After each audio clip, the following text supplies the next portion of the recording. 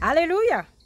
Nous glorifions notre Seigneur et Sauveur Jésus-Christ de Nazareth, bien-aimé, pour ce jour ouvré que nous voyons par sa grâce. Alléluia! Et puis par rapport à ce message que nous verrons également. Alléluia!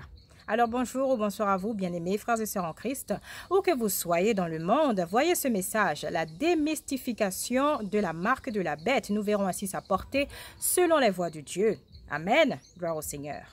Alors, si nous plongeons, pour ainsi dire, dans le livre de l'Apocalypse, au chapitre 13, à partir du verset 15, nous lirons ceci. « Et il lui fut donné d'animer l'image de la bête, afin que l'image de la bête parlât, et qu'elle fit que tous ceux qui n'adoreraient pas l'image de la bête fussent tués.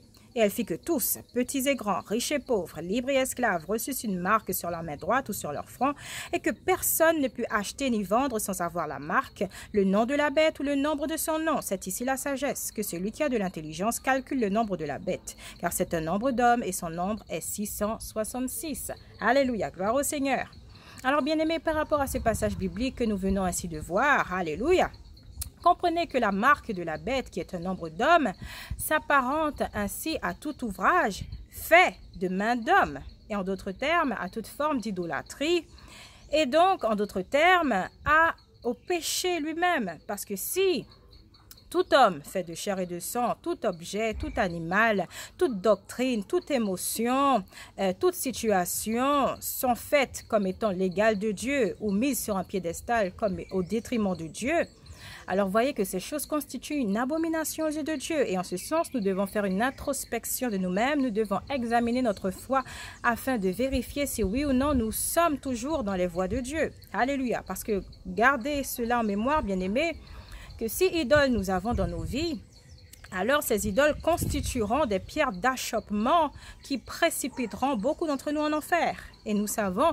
également que par la prière et par le jeûne, nous résistons ainsi à toute tentation, quelle qu'elle soit. N'oubliez pas ce passage où notre Seigneur et Sauveur Jésus-Christ de Nazareth, après s'être fait baptiser par Jean-Baptiste dans le Jourdain, il a été ainsi emmené par l'Esprit dans le désert. Cela figure dans l'évangile de Matthieu chapitre 4. Et justement, à 3 reprises, Satan a tenté de le faire succomber ainsi à la tentation. Mais bien sûr, parce que Jésus-Christ lui-même est la parole de Dieu faite chair, il n'a point succombé, au contraire, il a veillé à ce que l'ennemi sache que, parce qu'il est né de la semence incorruptible, alors rien ne pourrait le faire tomber, tout simplement. Donc, voyez en ce sens que si véritablement nous sommes nés de l'Esprit, c'est alors que nous nous affectionnerons aux choses d'en haut et non pas à celles d'en bas. Nous lâcherons ainsi prise sur les commodités de ce monde, nous lâcherons prise ainsi sur les choses de ce monde et nous ne ferons pas d'elles des idoles, de quelque manière que ce soit. Parce que n'oubliez pas, bien-aimés, que ce sont les fidèles de Dieu qui prendront part à la première résurrection.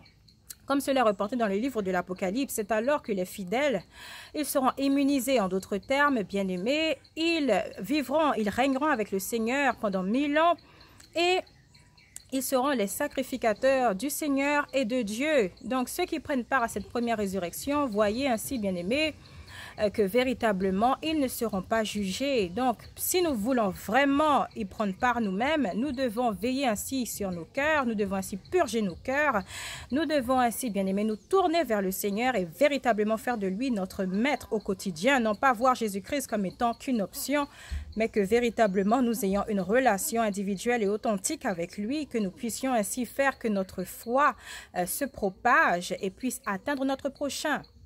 N'oublions pas ces 2 plus grands commandements qu'il nous a ainsi conférés, d'aimer Dieu de tout notre être, de toutes nos forces, de toute notre âme.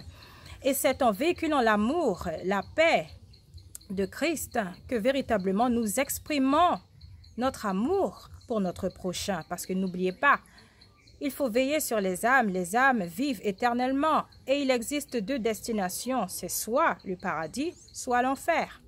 Donc voyez, bien-aimés, en ce sens, il faut vraiment que nous soyons animés de l'esprit de discernement de Dieu afin d'être capables de discerner, de dissocier le bien du mal et de savoir véritablement ce qui est bon, agréable et juste aux yeux de Dieu. Parce que malheur à celui qui appelle le mal bien, celui qui change les ténèbres en lumière et la lumière en ténèbres, et à celui qui change la douceur en amertume et l'amertume en douceur. Nous devons vraiment veiller à ces choses, bien-aimés, parce qu'encore une fois, comme nous le savons tous, nous vivons les derniers temps, et en ces derniers temps, l'ennemi ainsi redoublera d'efforts pour précipiter les âmes en enfer. Donc voyez, en ce sens, nous devons faire attention de ne pas nous corrompre de quelque manière que ce soit dans notre foi, que nous ne devons pas copiner avec le monde, littéralement, que nous ne devons pas faire les choses selon notre propre volonté, sous peine d'être trompés par l'ennemi et de faire que ces choses constituent des pierres d'achoppement. Alléluia, gloire au Seigneur. Donc je prie véritablement, bien-aimé, que le Seigneur, par son esprit de discernement, de sagesse, de connaissance, de révélation, de vérité, vous insuffle toutes ces choses dans le cœur afin que vous continuez de grandir dans la foi véritable en Jésus-Christ de Nazareth, mais aussi que vous soyez édifiés sur le plan spirituel chaque jour que Dieu fait. Alléluia. Recevez ce message, bien-aimé. Que le Seigneur vous garde dans toutes vos voies et à très bientôt par sa grâce. Restez bénis en Christ.